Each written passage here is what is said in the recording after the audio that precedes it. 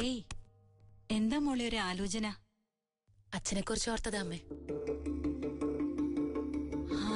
ഇനി അതൊക്കെ ഓർത്തിട്ട് പറഞ്ഞിട്ട് എന്താ കാര്യം? അച്ഛന്റെ സ്നേഹവും കരുതലും കിട്ടാൻ നിനക്ക് യോഗം ഉണ്ടായില്ല.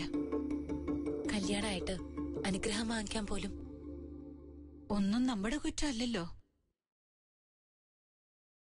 പെൺകുഞ്ഞ് വേണമെന്ന് അച്ഛൻ എപ്പോഴും പറയുമായിരുന്നു. നീ ഉണ്ടായപ്പോ വലിയ സന്തോഷമായി. പിന്നെ നിന്നെ നിലത്ത് വച്ചിട്ടില്ല.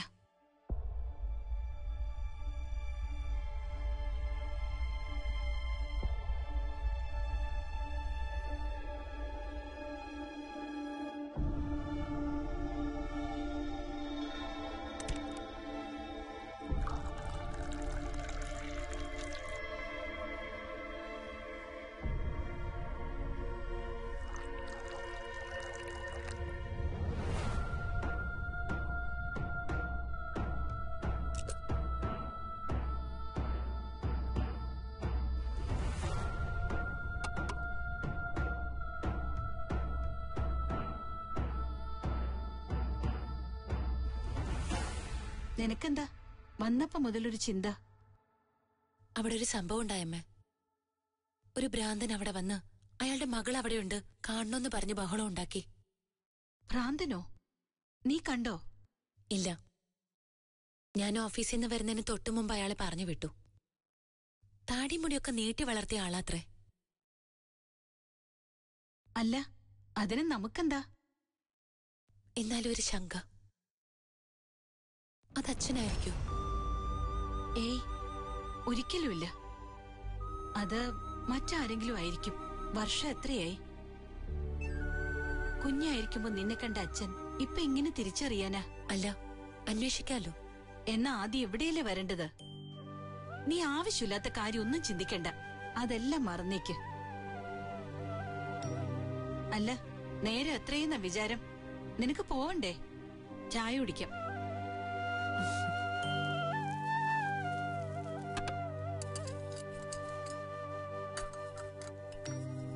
കമലേ, എവിടേക്കാ? സാധനങ്ങൾ മേടിക്കാനാ. ഓളെ വിട്ട ശരിയാവൂലെന്ന്. ഷാന് വിളിച്ചിരുന്നോ? ഓ, ഓൻ എന്താ പറ്റിയെന്ന് അറിയൂല. ഇവിടുന്ന് പോയേ പിന്നെ വിളിയൂല്ല, അടുപ്പമില്ല.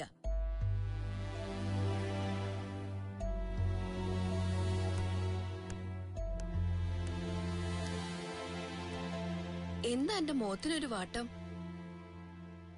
ചിലപ്പോ എനിക്ക് തോന്നാറുണ്ട് ഷാനുവിന് ശരിക്കും സ്വാതി ഇഷ്ടായിരുന്നു എന്ന്. ചത്ത കൊച്ചിന്റെ ജാതകം നോക്കിട്ട് എന്താടോ കാര്യം? അതൊക്കെ കഴിഞ്ഞു. മണ്ണിട്ട് മൂടുന്ന തന്നെയാ നല്ലത്. ഉമ്മ, ഞാനാണ് മണ്ടത്തരം കാട്ടിയതെന്ന് ശരിക്കും തോന്നിപ്പോവാ. ഷാനുവിനേക്കാളും നന്നായിട്ട് എനിക്കാരെയും അറിയാവുന്നേ. നമ്മുടെയൊക്കെ ഓരോ നിയമങ്ങള് ഈ ജാതി മതമൊക്കെ ഉണ്ടാക്കിയതാരാ? അതുകൊണ്ടൊക്കെ കുറെ പേര് ജീവിക്കുന്നുണ്ട് കമലെ. ഇത് വിട്.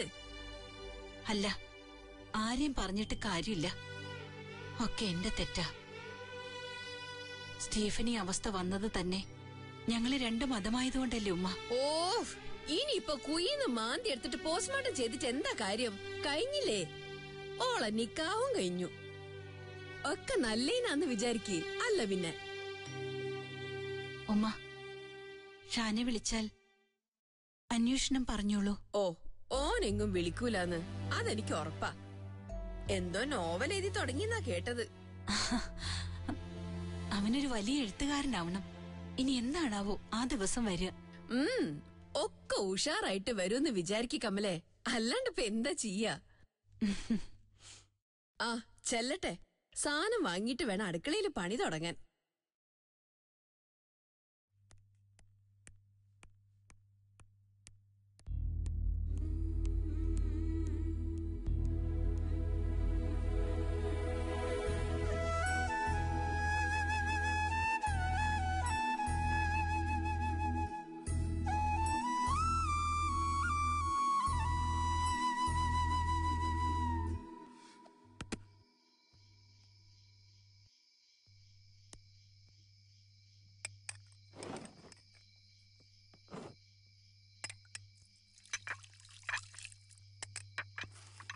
ഇത്രയ്ക്ക് ലേറ്റ് ആയിരുന്നു നിന്നോട് പല പ്രാവശ്യം ഞാൻ പറഞ്ഞിട്ടില്ലേ? സതീഷ് പ്ലീസ്. നിലയ്ക്ക് നിർത്താൻ എനിക്ക് അറിയാഞ്ഞിട്ടല്ല. ചാനലിലെ കാര്യം സതീഷിന് അറിയാലോ. ചിലപ്പോ ലേറ്റ് ആവും. വെറുതെ ഓരോരോ കാരണങ്ങൾ ഉണ്ടാക്കുന്നു. നിനക്ക് നിന്റെ കരിയറിനെ കുറിച്ച് മാത്രമേ ചിന്തയുള്ളൂ. ചാനൽ നിറഞ്ഞു നിൽക്കണം, ആളുകളുടെ കയ്യടി വാങ്ങണം. ഞാൻ കയ്യടി വാങ്ങുന്നതാണോ സതീഷിന്റെ പ്രശ്നം? ഭർത്താവിന്റെയും കുടുംബത്തിന്റെയും കാര്യങ്ങൾ നോക്കിയിട്ട് മതി ജോലി. സതീഷ്, ഇത് ഊൺമേശയാ, അത് മറക്കരുത്. അച്ഛനാ ഇവളെ ഇങ്ങനെ. മക്കളെ, ഭക്ഷണത്തിന്റെ മുന്നിലെങ്കിലും നിങ്ങളുടെ വഴക്കൊന്ന് ഒഴിവാക്കിക്കൂടെ? അത് മോനോട് പറ. സതീഷ്, ഈ ഭാര്യയും ഭർത്താവും പ്രൊഫഷണൽസ് ആവുമ്പോ ഇത്തരം ചെറിയ ചെറിയ പ്രശ്നങ്ങളൊക്കെ ഉണ്ടാകും. ജോലിയിലുള്ള ഡെഡിക്കേഷൻ കൊണ്ട് മാത്രമാണ് പ്രീത ഈ പൊസിഷനിലെത്തിയത്. പിന്നെ വീട്ടിലുള്ളവരുടെ സപ്പോർട്ടില്ലാതെ ഒരിക്കലും ഒരു ജേർണലിസ്റ്റിനെ ജോലി ചെയ്യാൻ കഴിയില്ല. ഇതിനൊക്കെ ഒരു പരിധിയില്ലേ അച്ഛാ? എനിക്കും ഇല്ലേ പ്രശ്നങ്ങൾ? ബിസിനസിന്റെ ടെൻഷൻ ആണെങ്കിൽ ഇതിനും അപ്പുറം. പ്രീതേ, സതീശൻ പറയുന്നതിലും കാര്യമുണ്ട്. അത് നീ ഒന്ന് മനസ്സിലാക്കണം. രണ്ടുപേരും അഡ്ജസ്റ്റ് ചെയ്ത് പോയില്ലെങ്കിൽ പ്രശ്നമാ. അതെ, നോക്ക്, നിങ്ങളുടെ രണ്ടുപേരുടെ തിരക്കൊക്കെ ഒഴിയുമ്പോ രണ്ടുപേരും പുറത്തേക്ക് ഇറങ്ങി ഒന്ന് റിലാക്സ് ചെയ്യേ. ഒരു ചെറിയ യാത്രയൊക്കെ ആവാലോ. തമ്മിലുള്ള കമ്മ്യൂണിക്കേഷന്റെ കുറവാണ് ഈ പ്രശ്നങ്ങൾക്കൊക്കെ കാരണം. മനസ്സിലായ? സതീഷിന് സംസാരിക്കാൻ ബിസിനസ് കാര്യങ്ങൾ മാത്രമല്ലേ ഉള്ളൂ. എനിക്ക് എന്താ പറയാനുള്ളതെന്ന് പോലെ നിനക്ക് അറിയണ്ടല്ലോ. ഇങ്ങോട്ടില്ലാത്ത ഒന്നും തിരിച്ച് അങ്ങോട്ട് പ്രതീക്ഷിക്കണ്ട. നിനക്ക് നിന്റെ തീരുമാനങ്ങൾ മാത്രം നടപ്പിലാക്കണം അല്ലേ? കുറ്റമല്ലേ എനിക്ക്. എന്റെ പ്രീത, നീയെങ്കിലും ഒന്നും മിണ്ടാതിരിക്കേ. അമ്മ പിന്നെ എപ്പോഴും മോന്റെ സൈഡാണല്ലോ. നിർത്ത്. ഞാൻ ഇതുവരെ പറഞ്ഞതൊന്നും നിനക്ക് മനസ്സിലായില്ലെന്നുണ്ടോ? രണ്ടുപേരോടും കൂടി പറയാ, ഇത് ഇവിടെ നടക്കില്ല.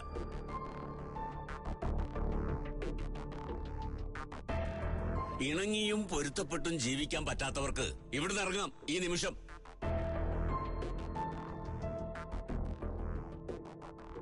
പറഞ്ഞത് മനസ്സിലായല്ലോ? നിനക്ക് നോക്ക്, ഇവിടെ എല്ലാവർക്കും അവരവരുടേതായിട്ടുള്ള സ്പേസ് ഉണ്ട്. ആരും അതിര് വിട്ട് കയറി കളിക്കണ്ട. മേലിൽ ഊണുമേശയിൽ ഇരുന്ന് ഇങ്ങനൊരു സീൻ ഉണ്ടാവരുത്. മനസ്സിലായോ? എന്നാ കഴിക്കേ. എന്താ കഴിക്കില്ലേ?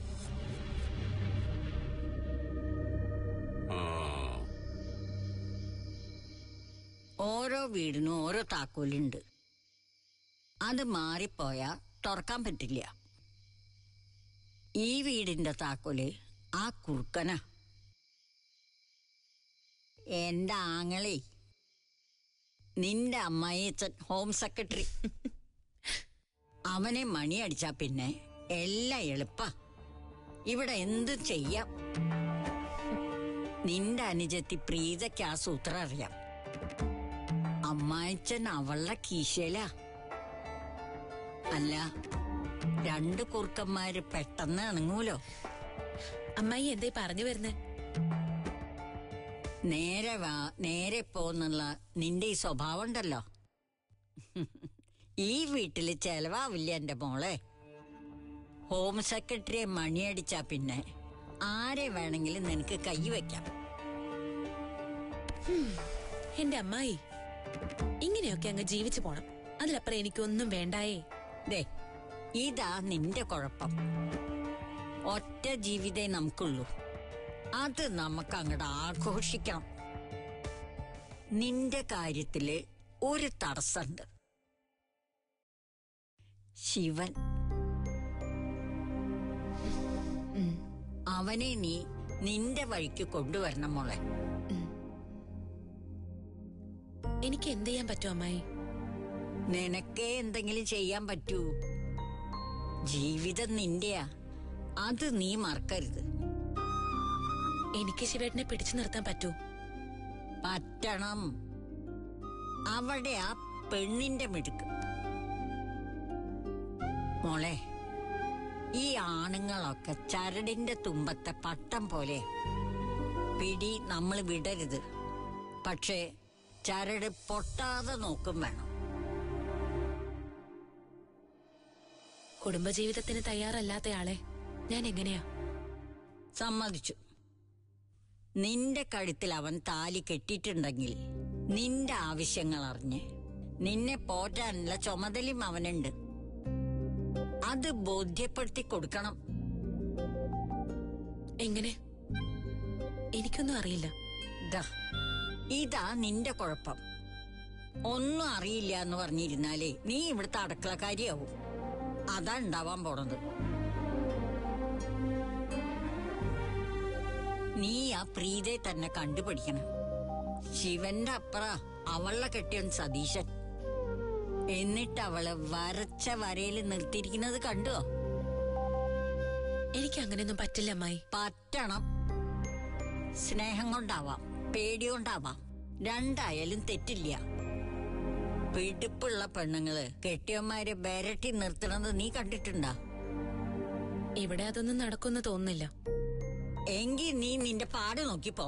അല്ല പിന്നെ സ്വാതി എന്താ ഇവിടെ? എന്താ അവൾക്ക് ഇവിടെ വന്നിരുന്നൂടെ? അല്ല, ഈ നേരത്ത് ഞാനിവിടെ ഒറ്റയ്ക്ക് ഇരുന്നപ്പോ അവളിവിടെ വന്നിരുന്നു. ചേച്ചിക്ക് ഉറങ്ങേണ്ട സമയമായല്ലോ. വെറുതെ ഉറക്കളിച്ചിരുന്ന് എന്തെങ്കിലും അസുഖം വരുത്തണോ? എന്റെ ശാരദേ, നീ ഒരുപാട് ഇങ്ങനെ എന്നെ സ്നേഹിക്കല്ലേ. നീ ഇത്രയും സ്നേഹത്തിൽ പറഞ്ഞ സ്ഥിതിക്ക് ഇനി ഞാൻ എങ്ങനെയാ ധിക്കരിക്കണത്? മോളെ Swati, good night. Good night. ഒരു ഗുഡ് നൈറ്റ്.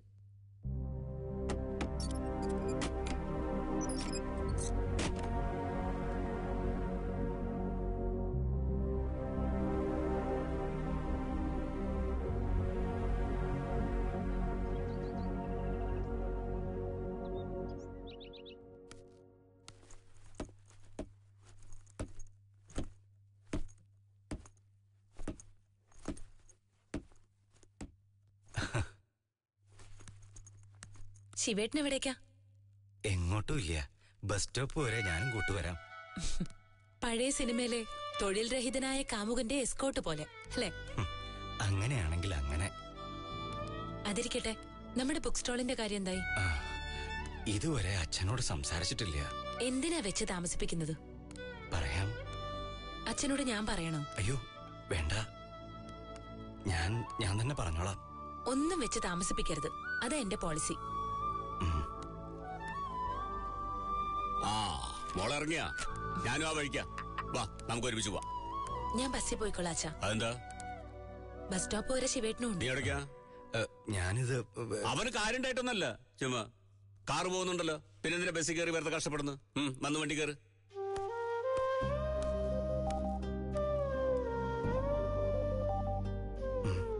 പോയിക്കോളൂ.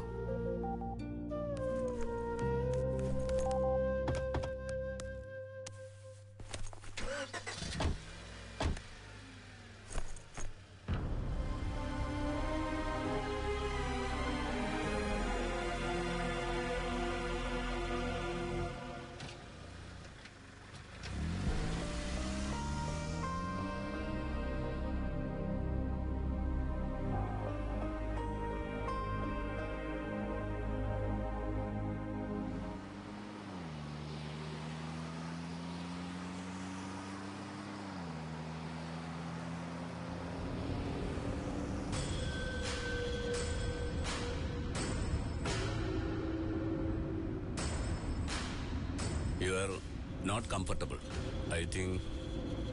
ഏയ്, ഐ എം ഓക്കെ. അതൊരു കൊച്ചു നുണയാണല്ലോ. ഞാൻ നിർബന്ധിച്ച് കാറിൽ കയറ്റിയത് നിനക്ക് ഇഷ്ടമായിട്ടില്ല. അതെ, അത് സത്യമാണ്. അതെന്താ? നിന്നെ സഹായിക്കല്ലേ ഞാൻ ചെയ്തത്? അല്ല, സഹായം അടിച്ചേൽപ്പിച്ചതാ.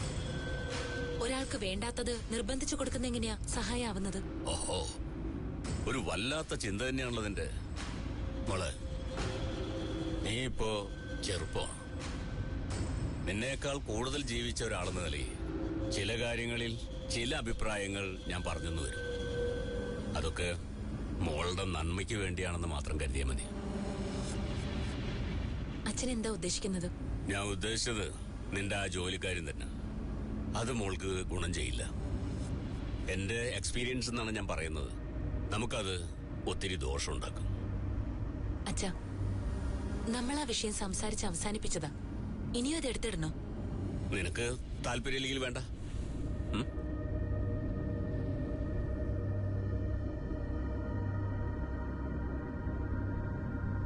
അച്ഛാ, അമ്മയും ശങ്കുണ്ണി അമ്മാവനും വരാനിരിക്കുന്നുണ്ട് ഞങ്ങളെ കൂട്ടിക്കൊണ്ടു പോവാൻ. അതെന്തിന്? അതിന്റെ ആവശ്യമുണ്ടോ? അതൊരു ചടങ്ങല്ലേ. നീ ദിവസവും വീട്ടിൽ പോകുന്നുണ്ടല്ലോ. ഉച്ചയ്ക്ക് പോകുന്നു, വൈകിട്ട് പോകുന്നു. എന്താ നിങ്ങളുടെ നാട്ടിൽ അങ്ങനെ ഒരു ചടങ്ങുണ്ടോ? ഓ, അമ്മയെല്ലാം കൃത്യമായിട്ട് അറിയിക്കുന്നുണ്ടല്ലോ. ഒരു കുടുംബനാഥ എന്നുള്ള നിലയ്ക്ക് അത് അവളുടെ കടമയാണ്. മരുമോളുടെ കുറ്റം പറയുന്നതാണോ കടമ?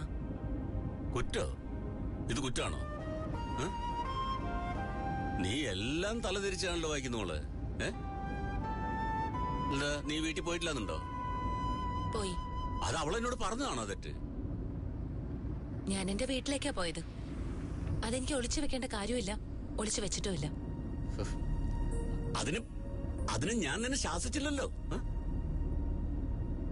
കുടുംബത്തിലെ കാര്യങ്ങളൊക്കെ ഭർത്താവിനോട് പറയുക എന്നുള്ളത് ഭാര്യയുടെ ഡ്യൂട്ടിയാണ്.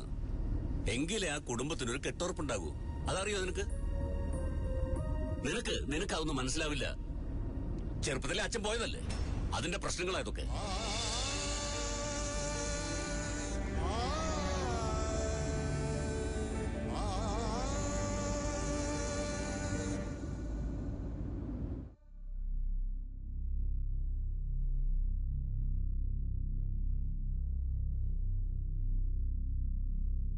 ഞാൻ ഡേവിസ്.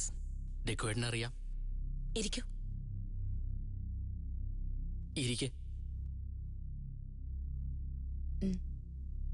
ഇവര് ആദിവാസി കോളനിന്നാ. മുത്തുലക്ഷ്മി. താലൂക്ക് ആശുപത്രിയില് ഇവരുടെ മകൾ അഡ്മിറ്റാണ്. കുറച്ച് സീരിയസാ. ഓ, എന്തേലും സഹായത്തിനാണോ? അതെ സാറേ. എന്താ അസുഖം മകൾക്ക്? ചേച്ചി കരയല്ലേ? മോക്ക് എന്താ പറ്റിയത്? എന്റെ പൊന്നൂന്. ഇവരുടെ കുട്ടിയെ കാട്ടിൽ വെച്ച് കുറച്ച് ചെറുപ്പക്കാർ ചേർന്ന് ആക്രമിച്ചു. ബ്രൂട്ടൽ റേപ്പ് തന്നെ നടന്നു.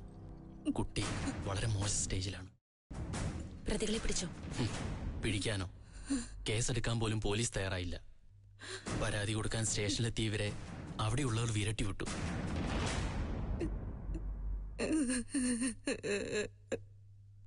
MLAയുടെ മകനും കൂട്ടുകാരുമാണ് പ്രതികള്.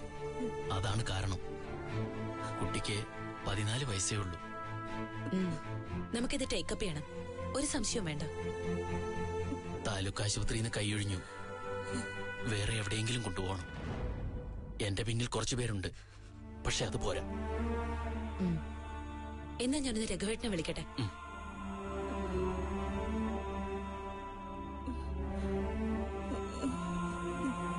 കുട്ടിക്കൊന്നും സംഭവിക്കില്ല. നമുക്ക് വേറെ ഹോസ്പിറ്റലിൽ കൊണ്ടുപോകാം.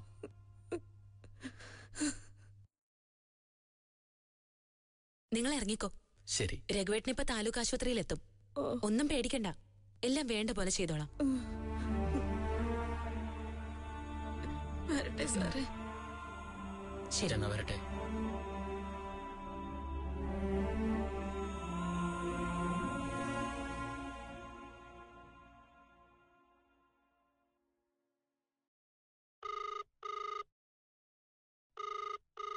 ഹലോ പ്രീതേ, ഞാനാ സ്വാതി. പറയൂ സ്വാതി.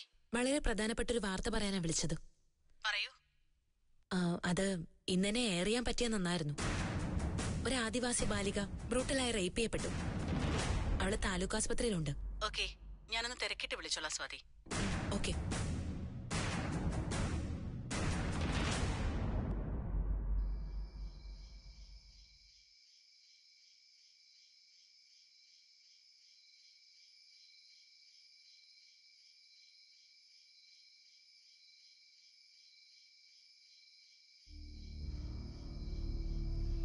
പ്രീതിന്ന് നേരത്തെ എത്തിയോ? ഉവ്, വലിയ തിരക്കില്ലാത്ത ദിവസമായിരുന്നു. ഞാൻ പറഞ്ഞ കേസ് അന്വേഷിച്ചോ? ഏത്? ഓ, ആ ആദിവാസി കുട്ടിയുടെ. അത് നടന്നില്ല. വേറെ ചാനലിലൊന്നും വരാത്ത ന്യൂസ് ആയിരുന്നല്ലോ. എന്തു പറ്റി? വേറെ ചാനലൊന്നും വരാത്താന്ന് പറഞ്ഞില്ലേ, അത് നേരാ. ഒരു ചാനലിലും ആർക്കും വേണ്ടാത്തൊരു ന്യൂസാണിത്. അതെന്താ? ആദിവാസികളുടെ ഇടയിൽ ഇതൊക്കെ കോമൺ ആണല്ലോ. പിന്നെ നമ്മുടെ ചാനൽ വ്യൂവേഴ്സിന് അത്തരം സ്റ്റോറീസ് ഒന്നും ഇഷ്ടമല്ല. സെക്സ് അബ്യൂസ് ന്യൂസ് ഏറ്റവും കൂടുതൽ ആഘോഷിക്കുന്നത് ചാനൽസ് അല്ലേ? പക്ഷെ അതൊക്കെ നഗരത്തിലുള്ള സ്റ്റോറീസ് ആണ്. പിന്നെ ഇതിനൊരു കുഴപ്പം കൂടിയുണ്ട്. അതെന്താ? സ്വാതി പറഞ്ഞില്ലേ MLAയുടെ മോൻ ഇൻവോൾവ് ആണെന്ന്. ഉവ്, സത്യ. തെളിവുണ്ട്. അതൊക്കെ 2 നാളുകൊണ്ട് മാഞ്ഞു പോവും. MLA-ക്ക് പാർട്ടിയിലും മീഡിയയിലും നല്ല പിടിയാ. പിന്നെ മകനെ അടുത്ത നേതാവാക്കി വാഴിക്കാൻ ആഞ്ഞു പിടിച്ചോണ്ടിരിക്കാ നേതാവ്. തൊടാൻ പറ്റില്ലെന്ന് ചുരുക്കം.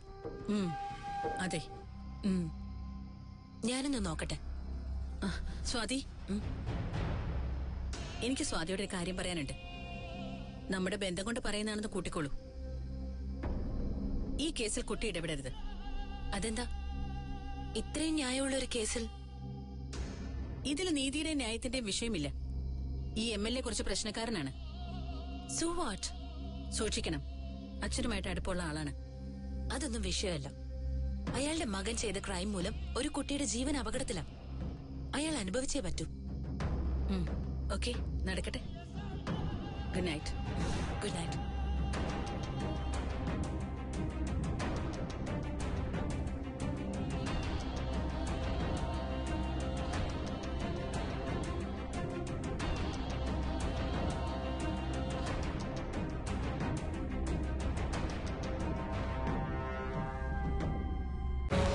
പ്രതിഷേധിക്കാൻ എല്ലാവർക്കും അവകാശമുണ്ട്. സ്വാതിയും ആ വഴി തിരഞ്ഞെടുത്തു. പക്ഷേ എന്റെ അമ്മയുടെ കണ്ണീര് തുടയ്ക്കാനാ ഞാൻ ഈ കല്യാണം കഴിച്ചത് തന്നെ. അല്ലാതെ റിട്ടയർഡ് ഹോം സെക്രട്ടറിയുടെ മരുമോളാവാനുള്ള പൂതി കൊണ്ടൊന്നുമല്ല. എന്റെ കുഞ്ഞിനെങ്കിലും കണ്ണീര് വീഴാത്തൊരു ജീവിതം കിട്ടണമെന്നേ ഉണ്ടായിരുന്നുള്ളൂ. ആഗ്രഹങ്ങളിൽ വളരെ വളരെ കുറച്ചു മാത്രമേ യാഥാർത്ഥ്യമാകൂ.